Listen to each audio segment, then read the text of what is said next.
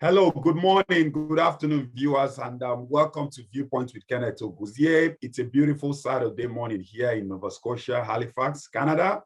And today we have a special guest, in the spirit of Viewpoint, bringing someone who is a leader, who's very inspiring and motivating other people. Viewpoint, as you all know, is a show whereby we bring Africans in the continent and Africans in diaspora who are doing amazing stuff, in the spirit of Africanism, if I choose to use that word. People who are breaking boundaries, people who are creating the way for others, and people who are making the impossible possible. So without much ado, I would really like to welcome Dr. Emerie Agunwah. So Dr. Emerie is the CEO of Marina Group, based in Lagos, Nigeria.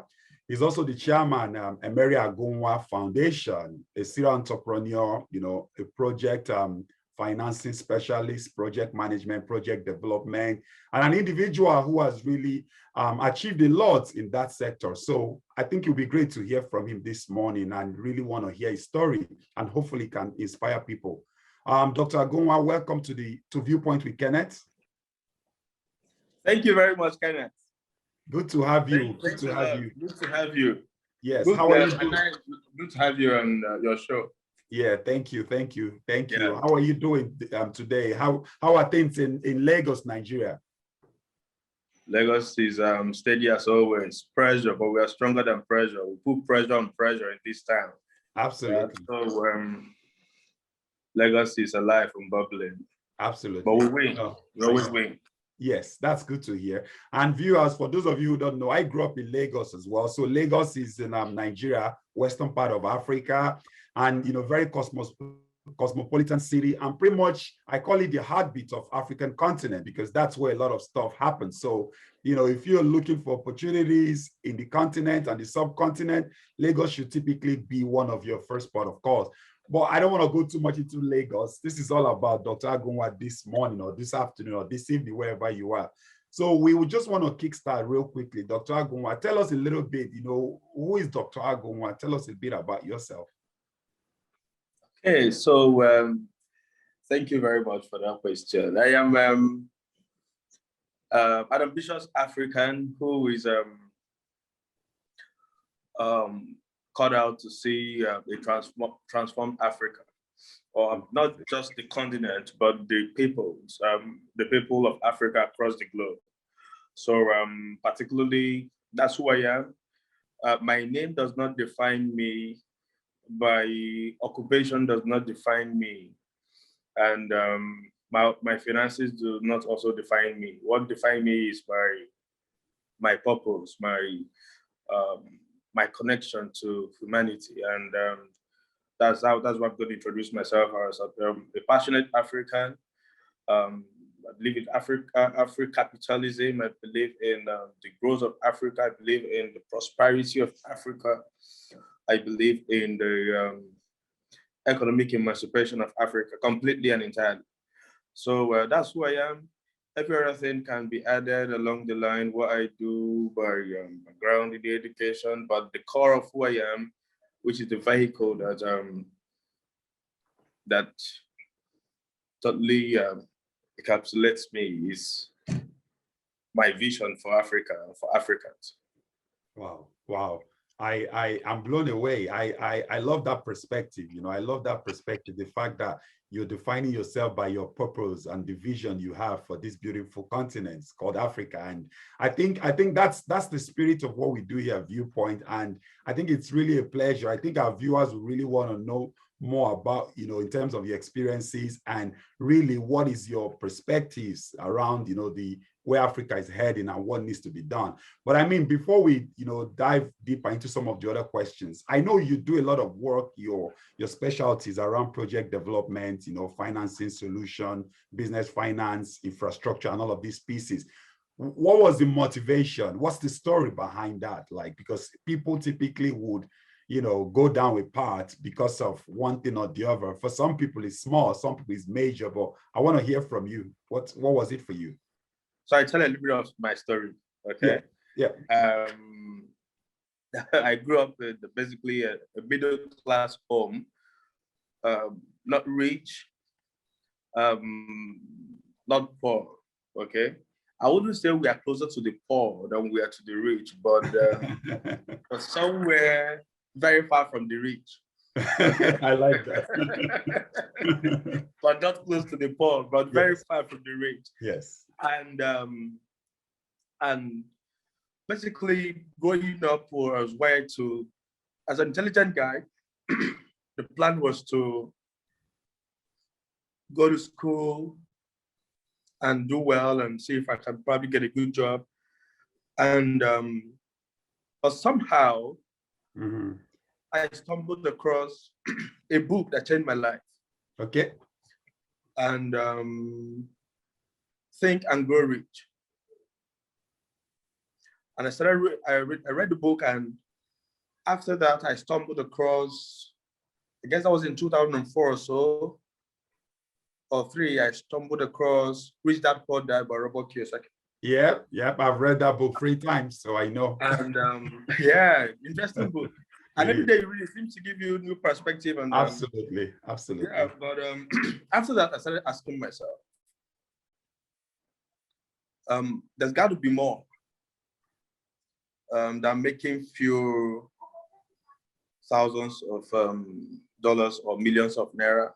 Not as if I had any dough, but so I set out to be me. I think that's one of the first things that I ever discovered in life, that I was never in competition with anybody. I just want to be me, and I got unique capacities and prospects, and I always misunderstood growing up. So because of that, I felt I could own me and be the best version of me. And if I can be me, then I can prove to my haters or my naysayers that being me is all right. So in the process of finding me, I started finding a lot more problems that only me or people like me can solve. Absolutely. And that's how I ventured into the business consulting phase. And I registered my company 14 years ago. As a consultant, pretty young. I was in my 20s, if you will. Wow. Oh God, I mean, that's when I started this company, I look at it, I must ask myself, well, how did I get the guts to do that? And we ventured, we set out to solve problems and economic problems, business problems. And the more I was scaling it, I realized that Africa is not in shortage of ideas. We have ideas, we have multiplicity of ideas, but we lack 2 things, or basically 3 things. We lack what I call the financial bridge. Okay, we are poor as a continent. Number 2, we had what the knowledge gap is also not there. So a lot of beautiful dreams, but you don't know how to get it through. Then the 3rd thing we lack is like what I call access. Okay, so I felt maybe if I can solve 1, 2, or 3 of this problem, maybe that could be me. And that's how I started up in the one I can do initially, which is the knowledge gap. And that's why I started building in our company, have an R&D company, believe that some ideas have backed up with significant data. You can't just wake up and declare an idea and think it's going to succeed. We started building knowledge and covering up the knowledge gap. And also while we that, we started getting a little bit of trust from significant persons and people who will solve their problems, and started having access to funds. And proper stewardship of these funds is one of the things that's kept us in business. And I can tell you, without mixing words, as a brother now, the first person that gave my organization funds, trusted my organization, was me. Oh, absolutely. Surprising. Yeah, it was me. And I can tell you, when I mentioned people started trusting us, people always think, so who are these persons? It took me 3 years in business to start to trust myself, to put my funds in me. And that's something a lot of business people don't do. Okay, because they're always very willing to ask for capital from outside, but they don't respect themselves enough to invest in their own business. Absolutely. So they rather use that funds to get a vacation, or probably get a proper transportation, but they will not put it in the business. I call it self. We don't have self-respect for our business. So in Africa, you see that a lot. Somebody's going to graciously, the good Lord will deliver prospects and resources to their businesses. They probably make 10 million, 20 million, 30 million. And the next thing is they go build a house in the village somewhere. Okay. They're not going to train their staff. They're not going to increase their market. They're not going to spread their expression or increase the solution. They're not going to invest anything in that business. Okay. And the business is going to drain and stress itself to turn up for the next year, the other year, and the next 4 years, the business totally capitulates and collapses. So what I say, trust to put in business is not a client's money, it's my money. I gained the trust to put in my money in this business. I started putting in, trying to see if I can put in, support a lot of companies and get equity. And it's one of the things I can tell you categorically right now, that because I know how I got these funds with stress and sweat, I pay attention to every detail when I'm looking at projects.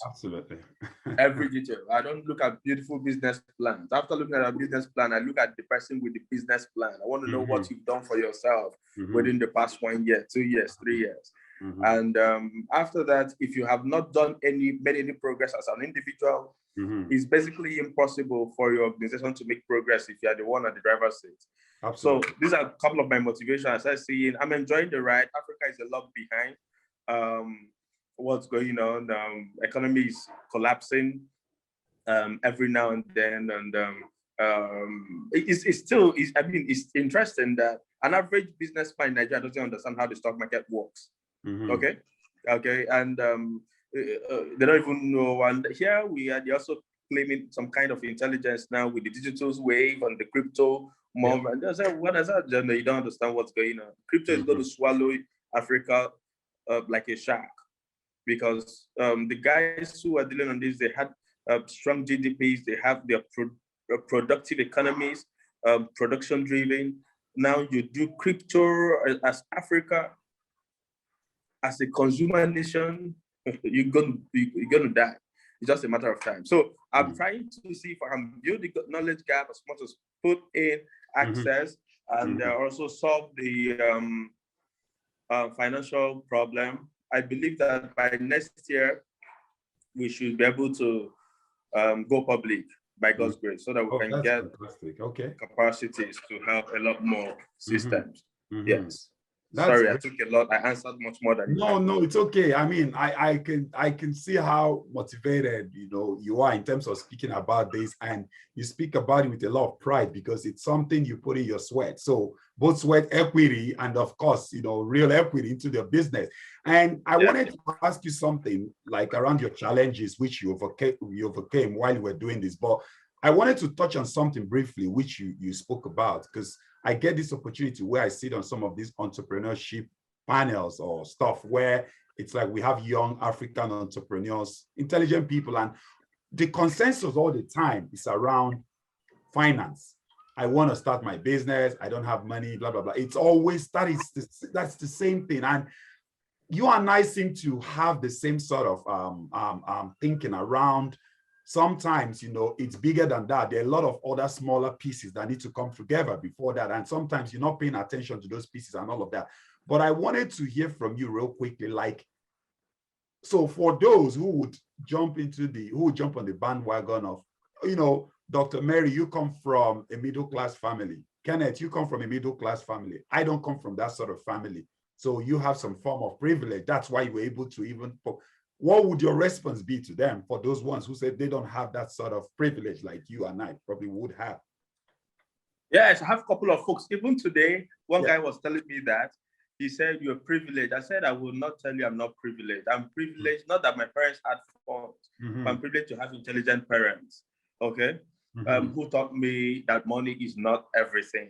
And right now, you're also privileged to have a conversation with me. That's what I told you. So after this conversation, you cannot say you are not privileged anymore, because I'm sharing with you knowledge that I got from them, which I consider privilege.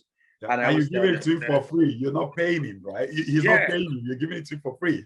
yes, you get it. And he has to understand that it's value I'm giving him for free. Yes. What I told him, I said, whenever you're doing business, you have two things to trade with. If I did anything in life, it's either you trade with time or you trade with money. Mm-hmm. Okay? Mm-hmm. And it's interesting that Jeff Bezos has 24 hours. Mm-hmm. And I have 24 hours. It's Mm-hmm. one thing we have in common. We don't have the billions in common, Mm-hmm. but we do have time in common. Yeah. But his proper usage and administration of time deliver to him the billions. Mm-hmm. So I would say that time is the capital Mm-hmm. that he put in, and money is the outcome of that capital. Now, Wow. I would always ask, how do you use your time? Mm-hmm. If somebody cannot show the proper stewardship of time, Mm-hmm. you cannot give proper stewardship or have proper stewardship over money.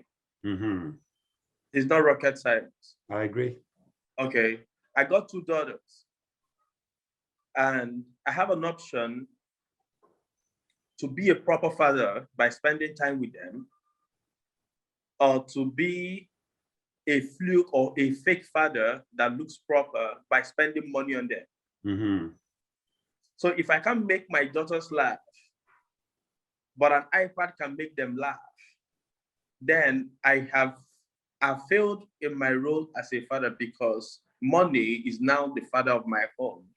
Mm-hmm. Because I have to trust money to make my daughters happy. Mm-hmm. If I can make my wife happy as a person, I don't know Mm-hmm. how to learn, process time, learn, manage it, grow, get expertise in making a woman happy. Mm-hmm. And I require money to buy her beautiful things. It's all right, they're all good. Absolutely. But the truth of the matter is that the same way, if you don't, a lot of these guys always tell them that they sit down in an office, and I ask them, now that you have this money, what will you do in the morning? I have a lot of musician friends in Nigeria. Lagos seems to be the headquarters of them. Yeah, and they have a lot of money, bulk of them. But in the mornings, you go to their houses, they're playing PS4, PS5 in the morning. Mm-hmm. And the truth of the matter is, seems to me like the lifestyle that every youth wants to just chill a little bit. One of my proteges told me that he wants to get, he believes that one day he's going to get a Rolls Royce. I said, no. So he's going to get a private jet and a Rolls Royce. I said, no, you're making a mistake. The first job is, where am I going to go with the private jet? Absolutely. Because if you got no meetings to attend, there's no need for the private jet. I know. So the same way I tell them, now you're looking for 100 million naira. What do you want to do with it? Mm-hmm. Now, if you ask them the real thing, you're going to find out, number one, they want to use the money to look successful, not to be successful. Of course. So they want to rent a beautiful office. They want to get staff cars. They want to get iMacs, get MacBooks. Okay. They want to have a PA. They want to have all the forms. Let me go a little spiritual now. They want to have all the forms of godliness, mm-hmm. but deny the power thereof. They just want to look like they are doing well. Mm-hmm. But when it gets down to the rudiments, they don't want to do anything. Nope. And the bulk of them will never respect themselves, because they tell me, oh no, I said, no, there is free courses on Coursera. There are free courses everywhere. If you cannot be disciplined enough to take on a course, supply chain management, that has been provided for you for free. You're going to abuse resources when you have something, because I know one thing, even the diligent ones like you and I, we know what money can do to us. Yes, absolutely. Yes. The truth of the matter is that we might not be having this conversation if we have $100 million in our account. Mm-hmm. Money has the capacity to distract even the focused. Absolutely. I couldn't agree more. Yeah. Now, if focused guys are struggling with resources, because it's going to make them going to distract them. What about the guys who are not focused? Mm-hmm. So the main thing is to build what you do, get this whole thing. And I see a lot of that. Now I talk with a lot of guys in the tech space. They're telling me we're looking for this, looking for investor, want to do that. Beautiful stories, I always tell them. I tell them it will not work. Go and read, it takes 10,000 hours to be an expert. It's one of the outliers rule, okay? And 10,000 hours is about 10 years. Forget all this whole thing. You really don't make it in business till you're 35 and above on a normal.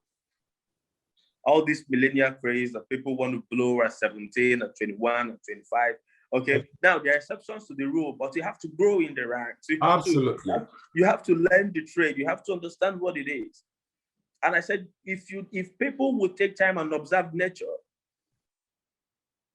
the moment you plant a mango seed in the soil, the moment it gets to the soil, you run on faith because you have to water it. And even when the tree starts shooting out the stem and the branches, you're not going to get fruits from that mango tree till 6 years, 7 years. Mm-hmm. Absolutely. So if patience is required for you to get fruit from a mango tree, I tell you, you got to let to start reaping. So all these things, there's a lot of pressure from the Western world. They didn't communicate. They're not telling us the whole truth about how businesses are built. Yeah. Because somebody's going to come out and tell you, I started this business and in 6 months, I made $1 million. Yeah. No. It doesn't work like that. I've been in business. $1 million in Naira now is about 499 million Naira. That's somebody's lifetime achievement. Yeah. Resources. Exactly. Okay. And when you tell somebody that you made it in 6 months, you put a lot of pressure on the process. Absolutely. And that's one of the things. So when they tell me, I tell you, one of the things I gain from my parents is knowledge. I try to understand how things work. I'm not under pressure. There is nothing that will make a woman conceive today and deliver the child the next day. Yeah. It takes 9 months for the process. And that's all I've been trying to say. I learned that as a middle class person. What we were taught wasn't money. We were taught process. My parents didn't need money. My parents didn't need money to help me scale through school. They told me something. We are going to pay your school fees and you have one shot at this exam. We don't have the resources to make you to pay for the exam you will fail. So put in your hard work, switch off the television, read your books. Yeah. Some friends will come to my house. My parents will ask them to leave the house because we have one shot at this exam and you got to make it. And that's how I learned how to read. Now, if they said it was money, I wouldn't have learned discipline. Yeah. Sorry, I'm let me not overshoot. No, I'm enjoying it, and I'm sure our viewers will definitely love to hear this because I think you're just dropping a lot of nuggets in here, like Dr. Agunwah. I think but if I just want to summarize it, there's one key thing I'm picking out from what you're saying, and that is exactly my line of thought: the mindset. The mindset is very, very important. Power of the mind. There's a book I read. It's called The Power of the Mind, and it talks about how everything is all about the mind. So everything is all about how you process stuff. The way you condition your mind is the way things will come out. So if you're one of those that you believe that there's a possibility for me to make money in 6 months, which is not possible, like obviously, especially when you're starting from the onset, except 1 or 2, I'm talking legitimate, build a business and all of that. All you would see those individuals dwell on like they will follow individuals who talked about how they made money in 5 months, how I started this business and today I'm worth $10 million and all these pieces. And you and I know that it's not rocket science. There's a process. Everything is a process. If you look at the even some of the Elon Musk or the Jeff Bezos of today, some of these guys have failed like 9, 10 businesses in the past.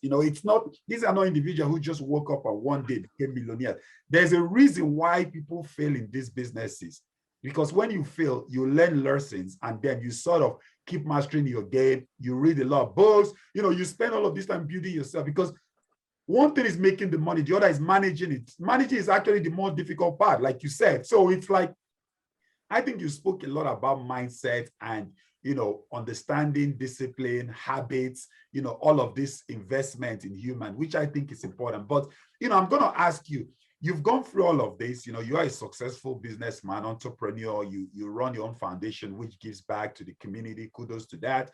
But I think you must have faced a lot of challenges along the way. I'm sure you must have come through a lot of stumbling blocks. Like, what were some of the key highlights for you, and how did you overcome some of this? Like I said, I'm basically not close to where I want to be. Okay, so when I heard you say successful, I must say, no, I want to be successful. Okay, you're on the road to success. I wouldn't be anywhere close to where I am if it wasn't for the gift of haters. Okay, interesting. Yeah, because like I said, to be loved by people is privilege. But to be hated is the opportunity to achieve distinction. Yes, and I love the fact that everybody hates everybody in Nigeria. Yeah, and nobody wants anybody to be bigger than them. I like the fact because it puts you on your toes. And like I always say, if I have a backup that if things don't end up well, I can call you to help me pay my rent, then I have a plan B. Then I wouldn't work very hard. Absolutely. But if I know that if things don't work out and I call you, it's going to be on the blogs the next day, then I work very hard. Absolutely. Now, the truth of the matter is, yes, because the truth is that growth in business is not rocket science. If I say fair share, that would be, I don't know, I got a lot of share of failure. I failed more times than I can remember. Yep. And I'm not going to pretend. It has affected my confidence in approaching new venture. You're human. Yep. That's common. and basically that's what it's all about, because it makes you to think twice. Like I always say, the optimist designed the aeroplane. The pessimist designed the parachute. Without the pessimist, there will be a lot of debt. Absolutely. In the optimist business. I mean, there's a whole lot that failure teaches us. It does. I've learned from experience that I would never engage a friend in my business. Never. Yep. No. Yep. You have your own, and I have my own. By experience, we can find ways to have synergy. We can find ways to have synergy. So I would rather have a friend from a business. Okay, I'd rather make a friend in business than to take a friend to business. Wow. These are things I've learned. That's a big one right there. That's a big one right there. And these are things that failure will teach you. Life is a whole lot of business school. I mean, what we forget is that we think it's about what we make. Life is not about what we make, it's about the losses we avoided bulk of the time. Because there are relationships that you would have cut, it's better you cut them off when your business was making $1,000 and you found it out in that period than when you are making $100,000 or $200,000. Now it's going to be a great fall. So I'm not in a hurry. Like I always say, I tell people, I'm not in competition for the latest iPhone. Absolutely. Yes, I'm using an iPhone for this, but you don't know iPhone what? Yeah. And I'm not in competition with anybody for anything. I got my life. I'm not under pressure. And that is when my failures, I consider them success. I went for a job, for my organization. And when we got there, although we still got the contract, when I got back home, I told my wife, I said, getting to this table is success for this organization. like I said, this is my mantra. I always say this. Yeah. There are some failures that you will have to qualify to fail. To even fail, absolutely. Yeah. Okay, let me use the walk-off for as illustration. Yeah. Yeah. You cannot miss out on the walk-off final. Yes, that's failure, but you have to qualify for the walk-off. Absolutely. Yeah. Okay. So there are failures that require some level of qualification. Mm-hmm. A single person can never be divorced. Never. Mm-hmm. Now, the requirement for divorce is that you first get married. Yeah. So now what I do to myself is that for any problem I see on the road, I tell myself, I qualify for this. I give myself some credit. Okay, so when I have pressure and say there are bills to pay, there's 10 million, 20 million to pay, I want to feel bad. I tell myself, but I got friends who have not qualified to have a 10 million naira problem. Absolutely. So I use that to encourage myself. Mm-hmm. Because you must learn what they call self-validation and encouragement system. Yeah. I do that all the time. Whenever I tell myself, no. I remember one time, I was driving and I noticed something on my dashboard, check engine. I was like, what's this whole thing again? And all this stuff. Suddenly that thing came into me. You only have check engine in your car when you have a car. If you don't have a car, you're trekking. You are in the public transport. I mean, I take every problem with excitement because I qualified for the problem. Yeah, absolutely. I qualify for the problem. If I have pressure of paying staff, I tell myself not everybody has an opportunity to have a staff, but they are paying. The first time. Yeah. So that's basically how I face some of this stuff. And at times I wish I do not have challenges. I'm telling you how I wish. You're human. Yeah, you're human. Absolutely.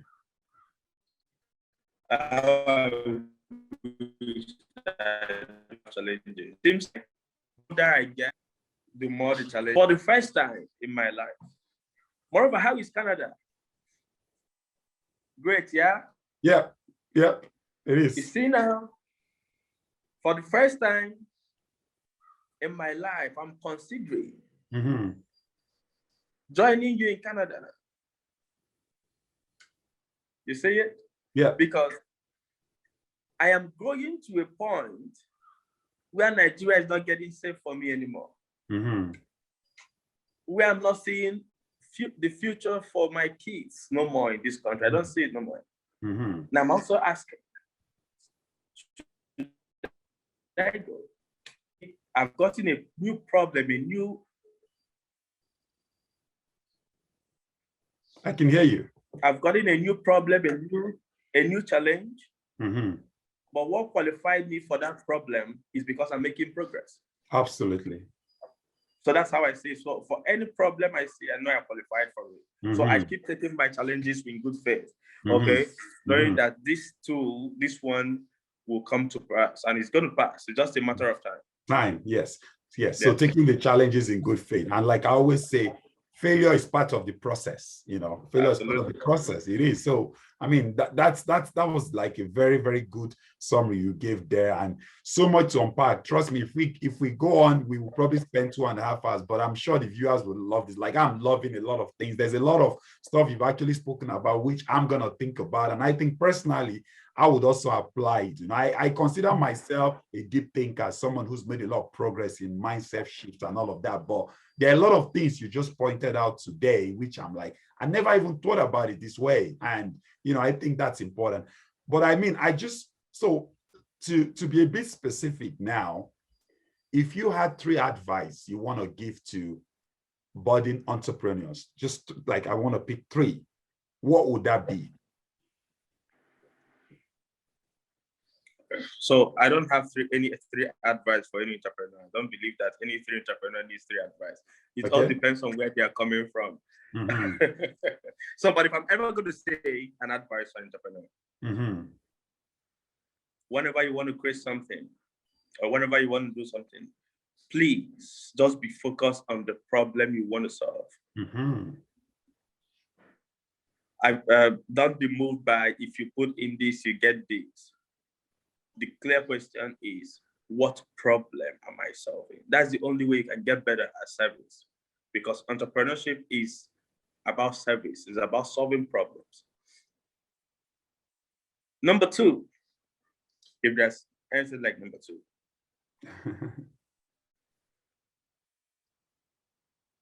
don't be in competition with anybody, but let your enemies inspire you. But you see, I've seen a lot of things, businesses get ruined in competition. Mm-hmm. Your model is a one office model. Your friend started and now has 6 branches. Suddenly, you get distracted. You start thinking of how to roll out branches for your system. I've seen people scale too easily, too fast, and they ruin themselves. First advice, second advice, if there's anything that's going to be taught, do I have a third one? Because everything I'm ever going to say to any entrepreneur is, by the time you have the first one, become the problem, and second one, I say only one thing. The moment you find where you're going to, be focused. Yeah. That's all that my advice for any entrepreneur is. Be focused. We have lost a lot on the table of distraction. Because distractions do not look like distractions until they are done distracting you. It is when it has done its full work completely, you're going to find that it's distraction. Distraction at times comes in having a beautiful office. It can come in a lot of things. But I'm just saying, just be focused. In fact, I have only one advice. Find what you are supposed to find, your core of your business, and be focused at it. Don't be in competition with Jeff Bezos. The truth is that you will never make as much money like Jeff Bezos. Let's forget all this stuff. It's not going to happen for right now. It's not happening. It's not happening. I was looking at something Jeff Bezos' parents gave him. Just a second. I just posted it. Jeff Bezos is posted by Chadford Whitmore, the 6th. It said Jeff Bezos started Amazon with $300,000 investment from his parents for 6% of the company. Now, the truth is that I got no parents to give me $300,000. Okay, I'm not in competition with Jeff Bezos. I don't have his educational background. I don't have his network access. I don't have the power of association that he has. Okay. The bulk of guys on my phone book right now, they are poor guys. They are not wealthy guys. You're not going very far if you don't have billionaires on your contacts. And all I'm trying to say is that I got to be true to myself. Absolutely. And your reality. I'm not in competition with nobody. Just let me be true to what I do. Put absolute focus on it and forget it about any other person. My measurement of success for me is not a billionaire. It's not a billionaire status. That's not what makes me successful. What makes me successful is just like a medical doctor. The success of a medical doctor is not in his fleet of cars. It's in the number of cases that he handles successfully. Absolutely. So I'm not in competition. My job is not to be like every other person. That's what I tell a lot of entrepreneurs. Your job is not to buy or to do things to be like, let me not get, this is going to take us out of this conversation. But I see a lot of Africans choosing a lot of persons as their mentors. And I say, at times, the choice of mentor might be the distraction. Absolutely. Okay. Absolutely. Because Bill Gates can mentor me, not now. Not now. Okay, not now. Not now. I need to. I can't be pressured on this on step 1,000 when I'm trying to move from step 1 to step 2. But just to interject, and I'm trying to struggle with that statement now. So what about the principles? Because remember, sometimes wealth creation too is also about principles. So don't you think there might be some principles you can get from Bill Gates? And I'm just playing devil's advocate here with that one. Absolutely. You see, principles are universal. The principles of success are the same thing. Bill Gates got it. He's successful. Jeff Bezos has it, successful. Muhammad Ali has it. He was successful. Yes. Will Smith had it, successful. Okay. Now, the truth is that you can pick principles from anybody. You can pick principles. But you see, mentorship is lifestyle. Okay. And I always tell people there's a difference from a role model, mentorship, and somebody that advises you. There are three different things. And even a coach. There's a coach. Even a coach. Because all the time I always say, I don't have a problem with picking principles. I pick a lot of principles from the minimalistic expression of what's it called? Bill Gates. I love it to the teeth. I've picked a lot of lessons from him. His monopoly of industry. I like to have monopolized on industry. I like that. I've also picked from Steve Jobs.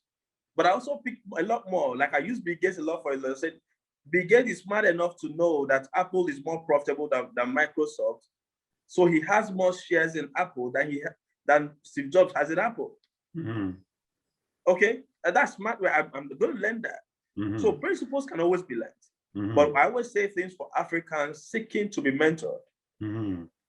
Okay, see, I can decide to be a footballer. Yeah. And let Messi be my role model. Or I can pick lessons from Cristiano Ronaldo's work ethics. But Cristiano can't mentor me. Because Cristiano's expression or background does not relate with mine. So the moment I choose him, I'm in conflict with myself. Interesting. That's a great perspective right there. The moment I choose him, I get in conflict with myself. The conflict I have now is that maybe his parents wanted him to be footballers and they were supportive. But now my parents don't want me to be footballers. So now his advice cannot help me scale through that challenge. But probably if I had somebody like a Kenneth Oguzie around me and he told me, this is how I got through this. Now, role model might be Cristiano Ronaldo, but mentor is Kenneth Oguzie. I always say this. And that's why I see a lot of Nigerians or Africans trying to, there's a guy, let me end here. That's one of the guys I love a lot. I listen to him. And he's basically on an event in Nigeria right now.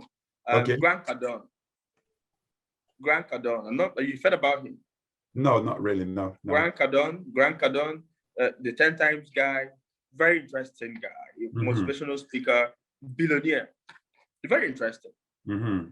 I see a lot of persons say they want to be Grant Cardone. They want to be like Grant Cardone. He can mentor you.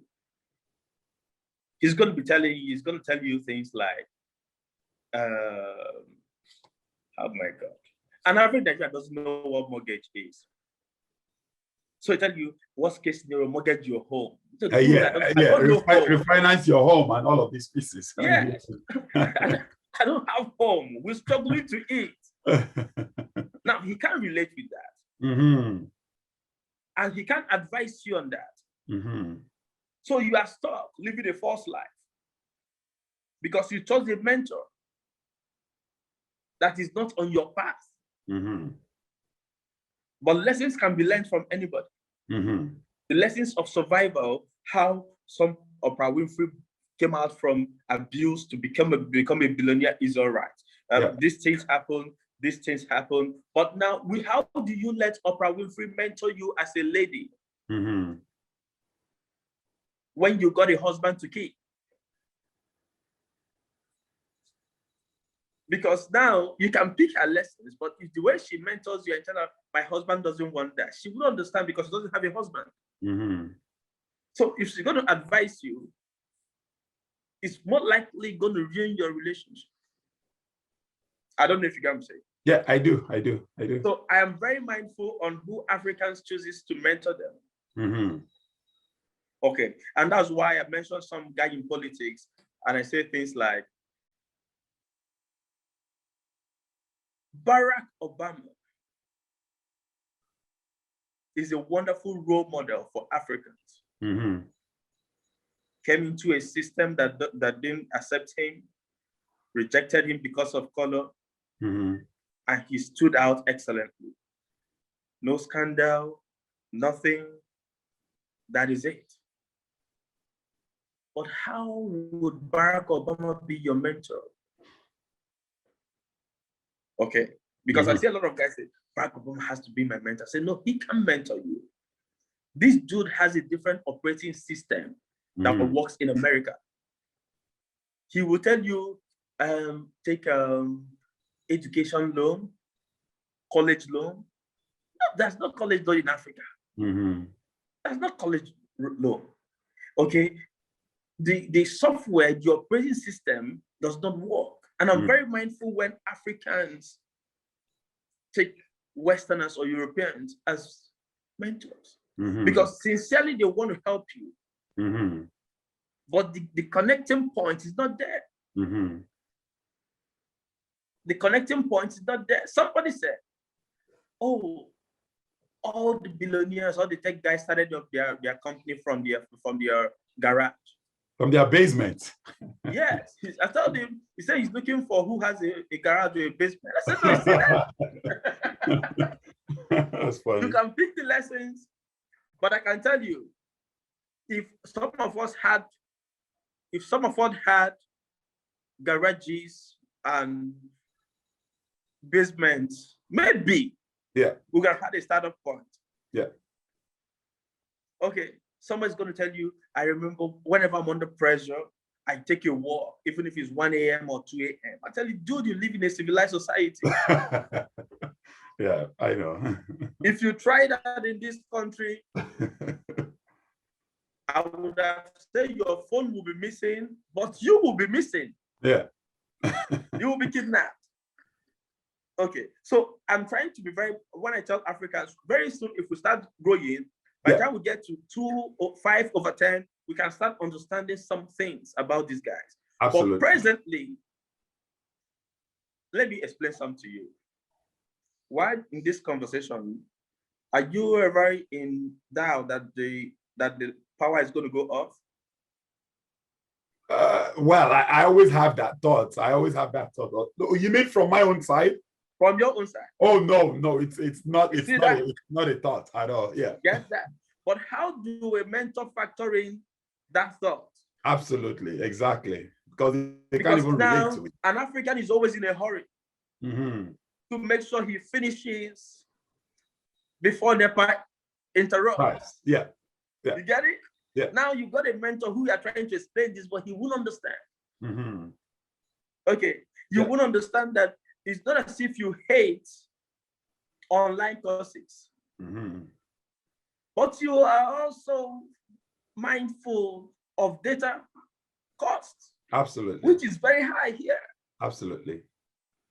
Now, the mentor is going to tell you, higher right, I got some of my friends and we started a business. Look at your friends. No, you're not telling your friends to start business with you. You know that if you get your friends in your business, they're going to ruin your business for you because you know your friends and your mentor doesn't know your friends. Oh, I want to be a dropout like Bill Gates or Mark Zuckerberg. No, don't let that happen to you. Yeah, absolutely. Because your master's degree is worse than their dropout point. Okay, Mark Zuckerberg called 6 of his friends in his room and said, let's start up an idea. No, the truth is that you cannot say that in Africa. The conversation is always different. And I always say, big lessons, but mentorship is relationship, is lifestyle, is access. One of the distractions that I've seen in African entrepreneurs is the choice of who they decide to mentor. If you come to my wall now, can I show you my wall? Oh yeah, sure. Feel free. We can always. Let me see if I can flip the camera. Yeah. Okay. How do they flip the camera? Okay. I'm flipping right now. You see my wall? Yes, that's Tony Elumelu. Yes. I'm intentional because Tony understands some things. Of course he does, yes. That Jeff Bezos will never understand. Oh, yes. Now I'm trying to say that, but you see, Tony is a better mentor for me than Jeff Bezos. Till tomorrow. Yeah. And I'm telling Africans, find African models. find African mentors. The owner of Mr. Strive, the founder of Econet, is a proper mentor. Yeah. Aliko Dangote can mentor you. Yeah. Tony can mentor you, but by all means, find a mentor that understands where you're coming from. Absolutely. And the moment you choose all these guys from all this stuff, they tell you all these things. I took out my pension. My father gave me his pension fund. No, whose pension is enough in Africa? Yeah. So somebody's trying to say, oh, look at my parents couldn't give me 300,000 like they give Jeff Bezos. No. If your parents have 300,000, most of us will not be entrepreneurs. If my father has $300,000 to put in my business, I probably might not even be an entrepreneur. I'm telling you the truth. I probably would have been a different person, different academic qualifications, different association, different lifestyle. I probably might not be here. Yeah, I agree. I get that. I understand that. And I think it's you make very good points. And even personally, I can relate to what you're talking about, like 15 years in diaspora for myself.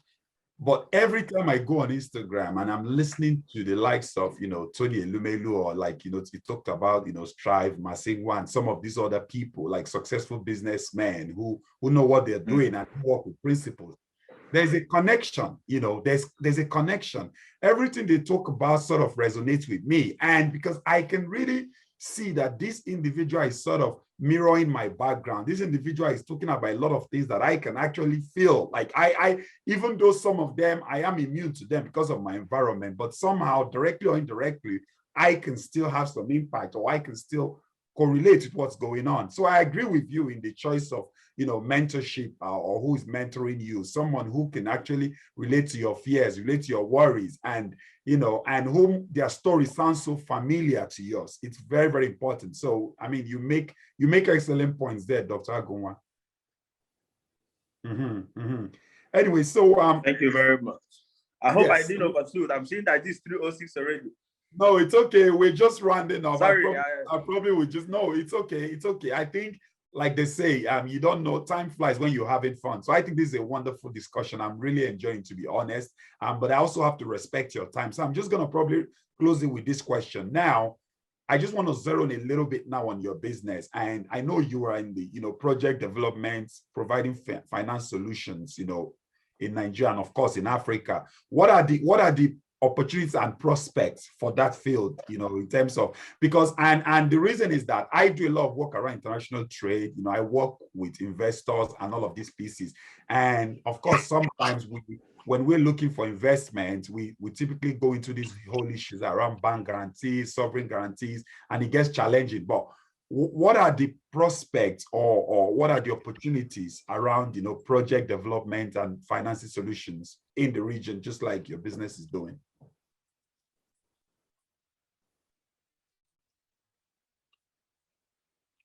Okay, so the opportunities is massive, broad, yeah, and because basically, if you talk of development, when a system is underdeveloped, then there's a lot of opportunity for development. Yes. Okay. Everything seems to be at the lowest level in this country and in Africa. So, not so much of opportunity, but the opportunities are there. They're boundless and limitless. The main thing is the challenges we face in the challenges, because I will not pretend the role of corruption in all this stuff. Yeah. Corruption is one of the major challenges. Nobody cares about anybody, everybody cares for their pocket. So we're trying to be part of a venture, do everything, but you see that there are people who just want to ruin it and take as much for themselves. There's a lot of opportunity, and but we have a lot of challenges too. So it seems like the challenges are canceling out the opportunities. Okay, but that's why I like what you're doing. You're trying to build a bridge and just a second. Build a bridge between Africa and where you are, and I think that's the kind of thing we need to start having. that kind of conversation. Okay. And whether I like it or not, for what you do, there's a lot of trust issue. Whenever people want to come to Africa, there's a lot of trust issue. People don't trust Africans at all. And how do you trust people who don't have adequate data? Okay. How do you trust a system where the bulk of us are not documented? Okay. We're not documented. You don't even know where to find the person. If they get your fingerprints, how do they trace you? Okay. So if somebody takes funds and disappears, how do you get the person? Okay. So there's a whole lot of trust issue. That's why at times when we look at all this stuff, we are dealing with background checks. We're trying to do with fundamentals for support when it comes to raising of funds for across Africa. So it's a lot challenging. It's a volatile system, extremely volatile. It's pressure-based. You know what you're passing through in Canada right there. And trying to get trust level for Africa is a whole lot of pressure. Okay, and but we believe that it's going to get better. Okay, I don't want to give up. The opportunities are boundless. There are a lot of projects to put funds at, a lot of but you know what, we are dealing with real issues of corruption. Okay, we're dealing with real issues of corruption. We're dealing with when you're doing the business with someone and you give the person an MOU. Okay, naturally the person is looking out for ways for the business to work. But in Nigeria here, the person is looking for loopholes in the MOU. Yeah? Interesting. Loopholes, and that's the problem. Okay, so that opportunities are boundless, you know, but I think we'll work together to see how we can probably mitigate against these challenges and see how we can bridge the gap between Canada and Nigeria, and probably through the Western world, and also have this conversation. There's going to be some kind of trust element that must happen for these things to work.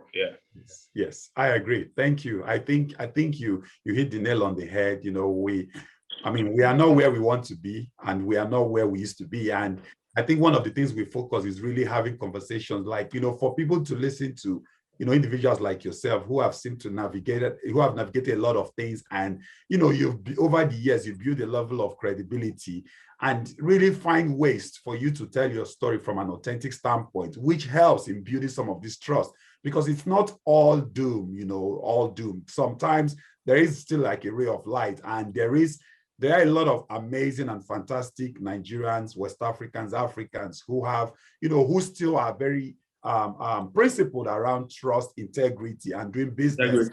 Yes. So we try our best to ensure that the few bad eggs, the stories, don't overshadow the positivity and the amazing stuff people like yourself bring. And that's why we want to showcase all of this with conversations like this. So but I think we still cannot shy away from the fact that there are issues, and these are things we collectively have to work together and solve it. So I agree with you. I enjoyed this conversation, Mr. Kenneth. Yes. Yeah, you have this more often, so we can have more of this conversation. Absolutely. I would really want, I know I would definitely, you know, at one point call you back, because I think you have a lot to share. Like you have a way of articulating stuff and really bringing them to reality. So it's not just high level concepts. So I really appreciate your time on a Saturday, because I know it's a day for people to relax with their families, but you know, you took time out here to do it for the culture, to do it for the continent, because I'm sure a lot of things you've said today will really inspire people and get them thinking, you know. And if I like to quote the word of, you know, the famous rapper Tupac, who talked about, you might not change the world, but you might spark the brain that will change the world. And that's what we're trying to do there, you know. So thank you very much, Dr. Agunwah, for taking time to join us today. And I really appreciate your coming. Thank you very much. We'll keep in touch. Yes. My regards to your audience, your wonderful audience, anywhere they are across the world. Yeah. Will do. Africa will be better. Yes, hopefully. Yes, that's the prayer. That's the hope. Thank you very much. Thank you. All right, ladies and gentlemen. So we have been speaking to Dr. Emerie Agunwah, who is the president of Marina Group, and also the chairman of Mary Agumwa Foundation, a seasoned entrepreneur and someone who is playing in the project development and financing space. I am sure you've really benefited from this conversation. And I think there are a lot of takeaways, that for every one of us to really sit back and reflect on what are some of the ways we can make impact? What are some of the lessons learned? What are some of the things we can do better? What are some of the things we can add in terms of promoting the continent? And what are some of the ways that we can support in our own little way towards accelerating the growth and development of the African continent?